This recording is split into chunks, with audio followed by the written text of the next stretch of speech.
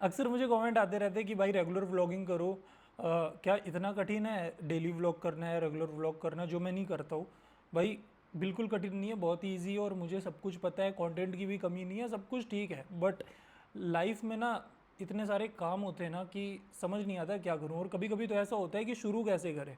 अंत करना तो बहुत ही अच्छे से आता है, लेकिन शुरू करने में ही ना थोड़ा सा ऐसा लगता है कि यार, तो इस वजह से रेगुलर व्लॉगिंग हो नहीं पाती है। लेकिन बहुत जल्द होने लगेगी, मुझे लग रहा है अब होने लगी है, क्योंकि अब जो वीडियोस आ रहे हैं इतने ज़्यादा टाइम गैप के बीच में नहीं आ रहे हैं। हमारे अंडर 350 की जो फर्स्ट पेड सर्विस थी ना, वो भी है कंप्लीट हो गई है। उसके बारे में मैंने बोला था लास्ट व्लॉग में कि आपको बताऊंगा। फर्स्ट पेड सर्विस यार, मतलब इतना कुछ खर्चा होता नहीं है। बाकी 20,000 किलोमीटर जब चल जाती है तब फर्स्ट पेड सर्विस होती है, फिफ्थ सर्विस जो कि होती है। तो उसमें क्या है ना, काफ़ी चीज़ें जो होती है आपको चेंज कराना पड़ता है, तो उसके खर्चे आते हैं। तो चलो इत्मीनान से बात करते कि क्या क्या खर्चा आता है बाइक पर ब्रूम ब्रूम करके। में ऐसा कोई प्रॉब्लम था नहीं कि मुझे बहुत सारी चीज़ें चेंज करानी हो, जो हो ऐसा कुछ नहीं था। छोटी छोटी चीज़ें थी, जैसा कि वो एयर फिल्टर, ऑयल फिल्टर वगैरह वगैरह, तो वही सब जो था वो चेंज कराया है। एंड हाँ, इसका जो क्लच केबल है ना वो मैंने चेंज कराया है। इससे पहले मैंने जब वो मिट्योर वाला हैंडल नहीं डलवाया था, तो वो वाली इसमें क्लच केबल पड़ी थी, और फिर उसके बाद मैं वापस से इसका स्टॉक हैंडल पे स्विच मारा था, तो मैंने क्लच केबल नहीं चेंज कराई थी उस टाइम पर, और वो बहुत ही बड़ी थी, इस वजह से मैंने सोचा कि करा देता हूँ। बाकी बाइक में ऐसा कोई प्रॉब्लम ही नहीं है, सिर्फ टायर का लग रहा है। टायर में मतलब टायर देखने में अभी ऐसा लग ही नहीं रहा है कि ये बिल्कुल घिसा हुआ है, कुछ भी हुआ है।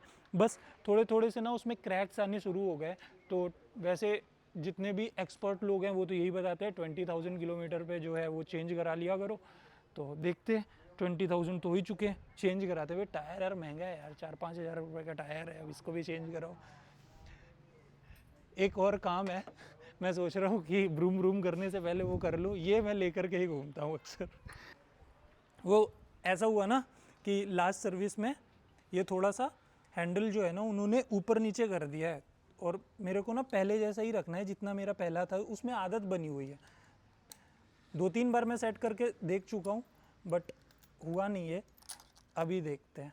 ये आपके ना बाइक में रहता है, सीट के नीचे निकाल लो, कभी भी आगे पीछे करना हो। मतलब उन लोगों के लिए मैं ये सजेस्ट कर रहा हूँ जिनको कभी कभी बाइक चलाते हुए पेन फील होने लगता है, जो भी, तो एक बार ना अपने हाथ से पोजीशन जो है वो ऊपर नीचे करके चेक कर सकते हो।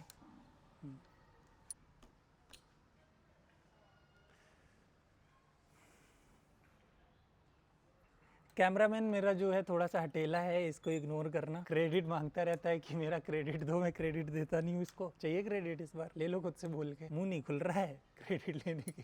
हंस क्यों रहे हो, सांस रोक रहे हो? उतनी दूर से हंसोगे तो इधर नहीं आएगा, यहाँ है माइक, और मैंने गेन सेट कर रखा है। मुझे ना ये सब करना बचपन से ही पसंद है, पता है। मैं पूरी की पूरी साइकिल जो थी वो खोल देता था, साइकिल पूरी खोल देता था, और फिर भूल जाता था कि कौन सा पार्ट किधर लगाना है।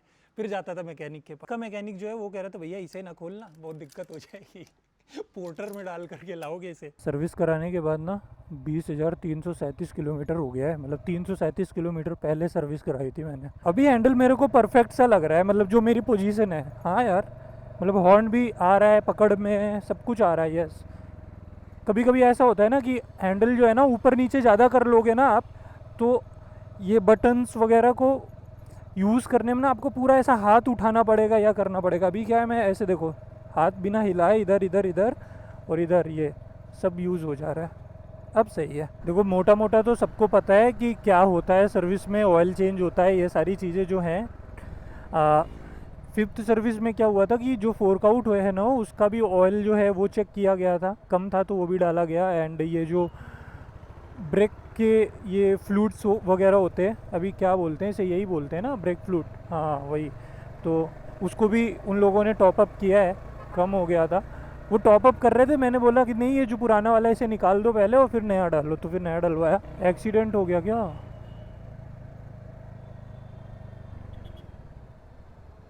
ट्रक वाले ने ठोक दिया। कितना, अबे कुछ दिख भी नहीं रहा है कि ठुके ही नहीं है, कुछ टूटा फूटा डेंट वेंट कुछ है ही नहीं, है ना? साइड से तो नहीं ठोक के जा रहा हो फिर आंटी ने ओवरटेक किया हो, ये औकात देखेगा। तो अभी तक जितनी भी सर्विस हो रही थी वो फ्री थी, मतलब उसमें जो लेबर कॉस्ट होता है, जो सिर्फ सर्विसिंग जो ऑयल वगैरह चेंज करते हैं ना, उसमें वो लेबर चार्ज नहीं लगाते थे। एक्स्ट्रा अगर कुछ भी आपको काम कराना है तो उसमें लेबर चार्ज जो था वो लगता ही लगता था। तो मतलब देखा जाए तो किसी भी टाइप की वो फ्री सर्विस होती नहीं थी। 100-150 रुपये का ही डिफरेंस आता था, इससे ज़्यादा कुछ नहीं आता था। ठीक है, और उतना ही ज़्यादा हुआ मेरे साथ भी। ऐसा नहीं था कि पहले मेरे को भी लग रहा था, एक हुआ बना रखा था कि भाई यार पेड सर्विस है, कितना ज़्यादा खर्चा हो जाएगा, ये वो फलाना ढिमकाना, लेकिन ऐसा कुछ हुआ नहीं। मैं गया, मैंने दिया, उनको बताया कि ऐसा ऐसा प्रॉब्लम है। तो उसने पहले तो मुझे स्कीम बताना शुरू करी कि 850 रुपये कुछ पेड सर्विस का चार्ज है, और फिर बाकी जो ऑयल वगैरह फ़िल्टर वगैरह जो भी है वो उसका कॉस्ट आएगा, लेबर कॉस्ट आएगा। और उसने मुझे ये भी बताया कि सर्विस किट जो है इनकी वो ऐसे ही आती है 1400-1500 रुपए की, तो वो लगेगी। तो मैंने कहा ये क्यों लगेगी? तो कहते हैं कि टैपेट वगैरह जो भी है। तो मैंने कहा अच्छा ठीक है। फिर उसने एक स्कीम बताई कि 1300 या 1400 रुपये का एक प्लान है, वो ले लेते हैं अगर, तो लेबर कॉस्ट और कुछ पार्ट्स जो भी हम ले रहे हैं तो उसमें ना 15% का डिस्काउंट मिलेगा। और मतलब 5% का शायद मिलता है लेबर पर, और 10% मिलता है पार्ट्स पर। ये स्वैप भी हो सकता है, मतलब ऊपर नीचे कि लेबर में 10% हो और पार्ट्स में 5% हो। मेरे को इतना याद नहीं है, मतलब 15% तो है ही।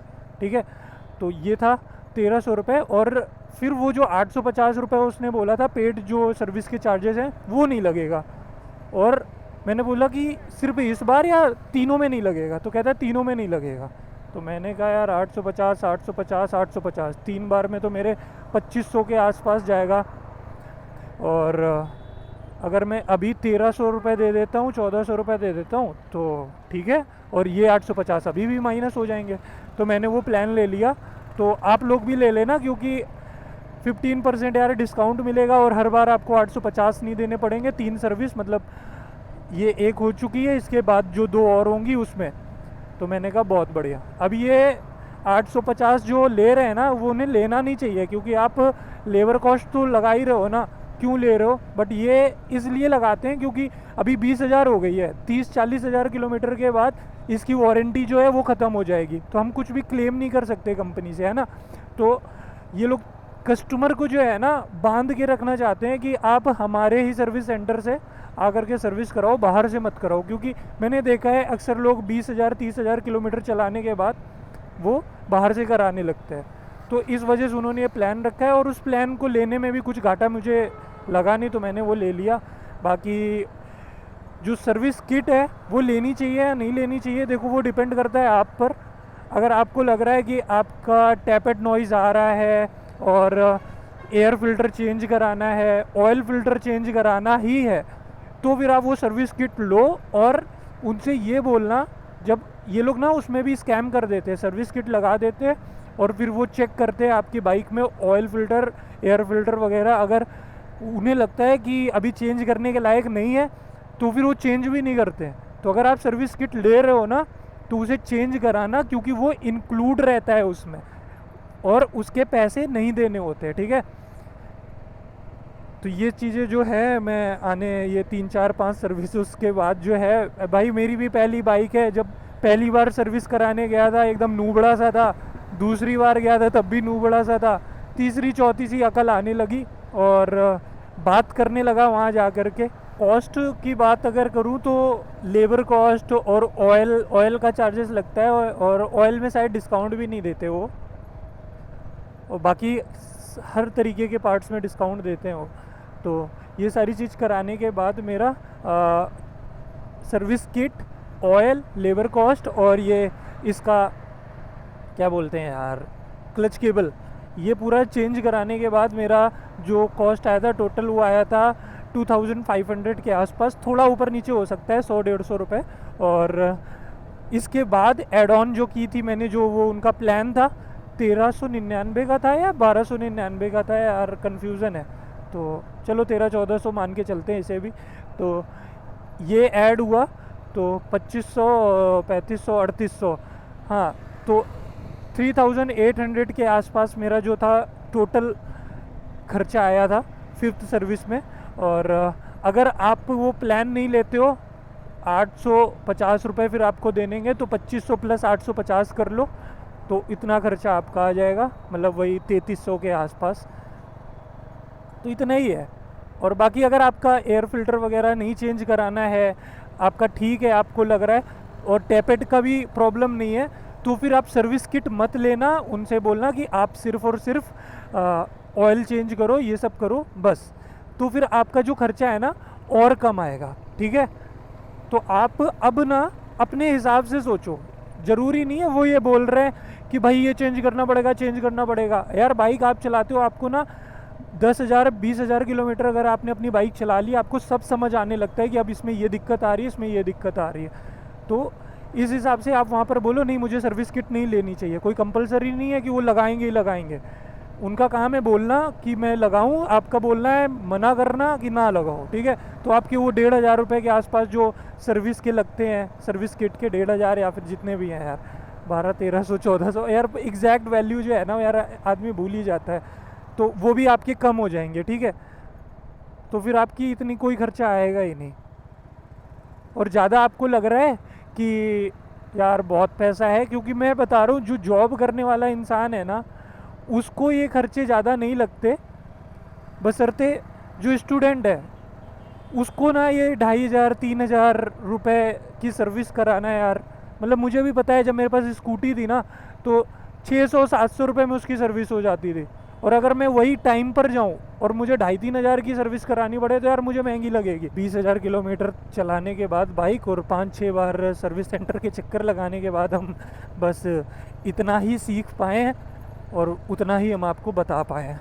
बाकी जो सीखेंगे हम आपको आगे बताते रहेंगे। बाकी यार हैंडल का पोजीशन जो है ना अब ठीक हो गया है यार, समझे। चेंज करते रहा करो, अगर आपको लग रहा है कि शोल्डर में पेन आ रहा है, ये आ रहा है, वो आ रहा है, चेंज करते रहो। कोथरूड में आए और आप रेंगे ना, मतलब कोथरूड में आकर के ऐसा ट्रैफिक ना मिले ना आपको, ऐसा हो सकता है क्या भाई? कभी नहीं हो सकता। बस ऐसे ही चलाते रहो, बहुत ट्रैफिक है यार।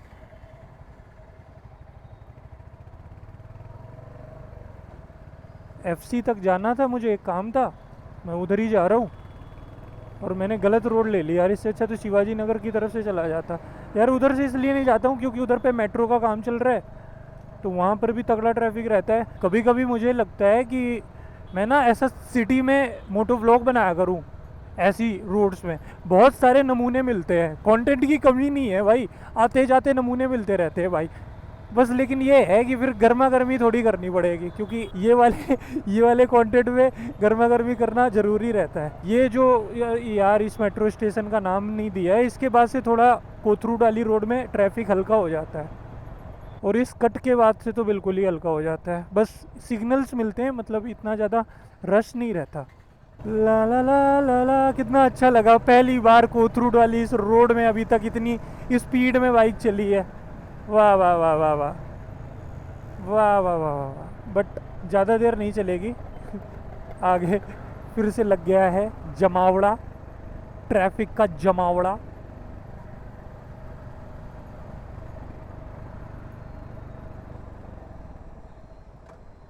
यार आप लोग अक्सर कमेंट करते रहते हो माइलेज कितना दे रहा है, माइलेज कितना दे रहा है। यार भाई स्टार्टिंग में मैं भी ऐसा देखता था कितना माइलेज आ रहा, कितना माइलेज आ रहा है, यार अब नहीं देखता भाई। उतना ही देता होगा, 35 के आसपास तो देता ही होगा, अब उससे कम तो नहीं देता होगा, क्योंकि मैं जानता हूँ इतने आराम से बाइक चलाता हूँ यार। अगर 20,000 किलोमीटर तक अभी मेरी क्लच प्लेट चेंज होने की नौबत नहीं आई है, तो समझ सकते हो ना कितने प्यार से मैंने चलाई होगी। हो गया भाई काम, FC रोड भाई, बहुत ट्रैफिक है यहाँ पर भी। FC रोड यार मतलब बहुत ही ज़्यादा फेमस है यहाँ पर ना, बहुत ही सस्ते सस्ते कपड़े मिलते हैं, लड़कों के लिए नहीं, लड़कियों के लिए। लड़कों के लिए कुछ भी सस्ता नहीं आज के ज़माने में, समझे। ये पुणे का सरोजिनी है, अभी जा रहा हूँ शिवाजी नगर, 5 मिनट में पहुँच जाऊँगा। तो भाई अरे वाह, क्या हॉर्न था ऑटो वाले का, ट्रक के हॉर्न से भी बड़ा बेहतरीन। तो एक काम करते हैं, आज की वीडियो को बस यहीं पर समाप्त करते हैं, मिलते हैं नेक्स्ट वीडियो में। और हाँ, सर्विस से रिलेटेड कोई भी आपको जानकारी चाहिए तो कमेंट कर सकते हो, मैं आपको इत्मीनान से उसका रिप्लाई दे दूँगा। Thanks for watching this video, bye.